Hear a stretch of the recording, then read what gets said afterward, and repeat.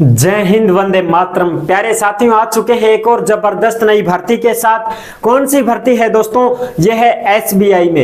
SBI में भर्ती निकल रही है साथियों। संपूर्ण जानकारी देने वाला हूं। पद हैं 6100, कितने हैं देखो, 6160 पद हैं दोस्तों। कंप्लीट जानकारी देने वाला हूं एकदम आसान और सरल भाषा में साथियों।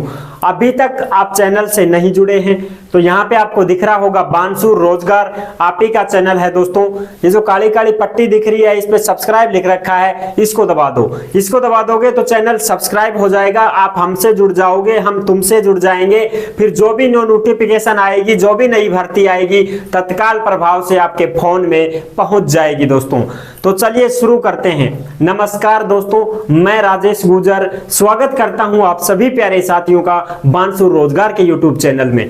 सबसे पहले ये बता दूं दोस्तों, इसमें आप फॉर्म भर रहे हो तो ये कोई भर्ती नहीं है, ये कोई नौकरी परमानेंट नहीं है, अप्रेंटिस की भर्ती है।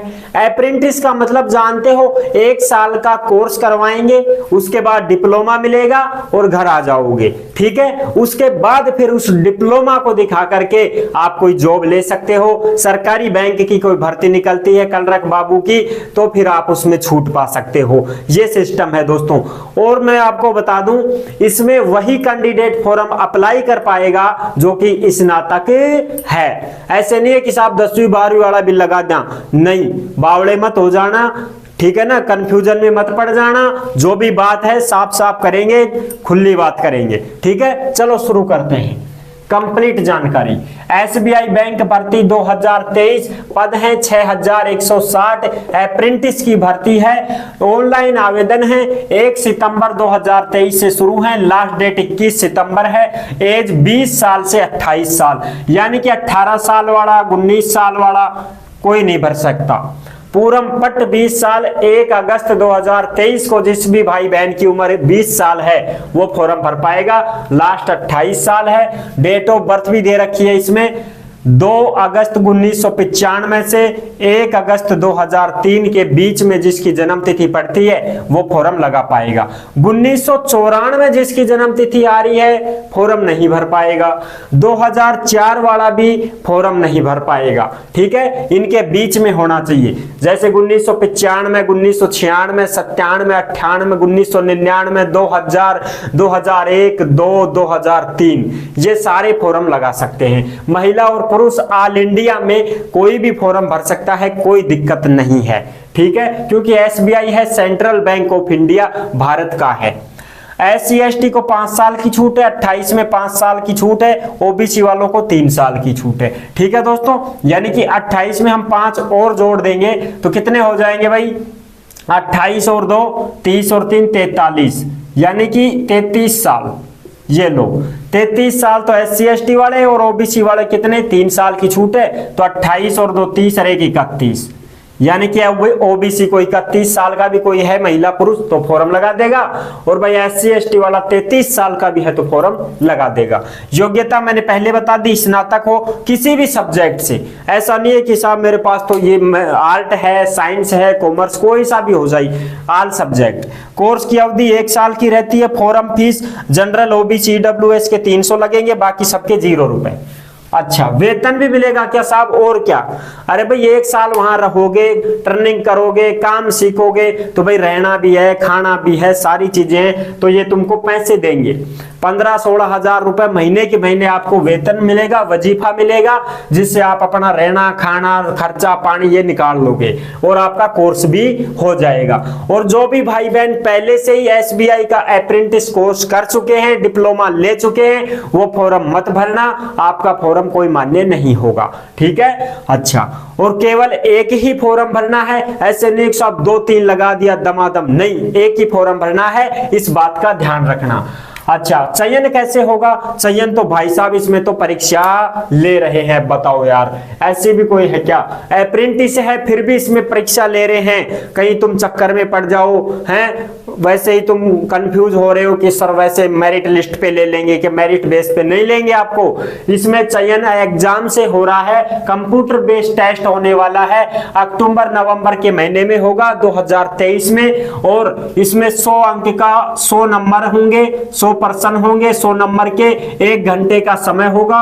और दूसरी बात और क्या है इसमें साथियों, आपको लोकल भाषा का भी ज्ञान होना चाहिए, यानी कि इसमें पूरे भारत में आप कहीं से भी फॉर्म लगा दो, चाहिए राजस्थान वाले भी लगाएंगे, राजस्थान में भी पद हैं, और भी है गुजरात में है, चंडीगढ़ हरियाणा वगैरह सारे पद हैं, पंजाब बिहार गुजरात सारे पद है, में नाम याद नहीं ले हैं, समझ रहे हो ना। तो आप जहां से भी फॉर्म लगा रहे हो इस बात का ध्यान रखना, उस स्थान से उस राज्य से आप या तो 10वीं 12वीं पढ़े लिखे हो तो आपकी मार्कशीट बोलेगी कि भाई ये मार्कशीट, जैसे मान लो मैं राजस्थान का निवासी हूं, राजस्थान में पढ़ा हूं, राजस्थान में मेरी 10वीं 12वीं की है मैंने, तो मेरी मार्कशीट में लिखा रहता है, समझ रहे हो, कि कौन सी स्कूल से आपने पढ़ाई की है, तो उसमें मेरे राज्य का नाम आ जाएगा राजस्थान।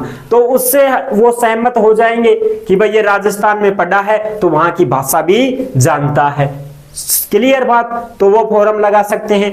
दूसरी बात, अगर मैं राजस्थान का हूं, भाषा का ज्ञान है राजस्थानी का, और मैं फॉर्म लगा रहा हूं गुजरात में कि भाई गुजरात में ज्यादा पद हैं तो मैं ज्यादा पदों में लगा दूं, तो ज्यादा पदों में लगा दूंगा, कोई बात नहीं है, लेकिन मुझे गुजराती भाषा का ज्ञान होना चाहिए। अगर मुझे गुजराती भाषा का ज्ञान नहीं है, गुजराती भाषा नहीं आती है, तो मैं फॉर्म लगाना मेरा बेकार है, रिजेक्ट होगा, समझ रहे हो। तो इस बात का विशेष ध्यान रखना, फॉर्म वहीं से लगाएं जहां से आपने या तो पढ़ाई की हो, 10वीं 12वीं की हो आपने, आपकी मार्कशीट बताएगी वो तो कि आपने कहां से पढ़ाई की है, तो उसका सीधा अर्थ ये है कि भाई आप जानते हो, वहां की भाषा का ज्ञान है तुम्हें। भाई बच्चा वहां रहता है, पढ़ता है, लिखता है, बोल चालता है, सारे सिस्टम सीखता है भाषा।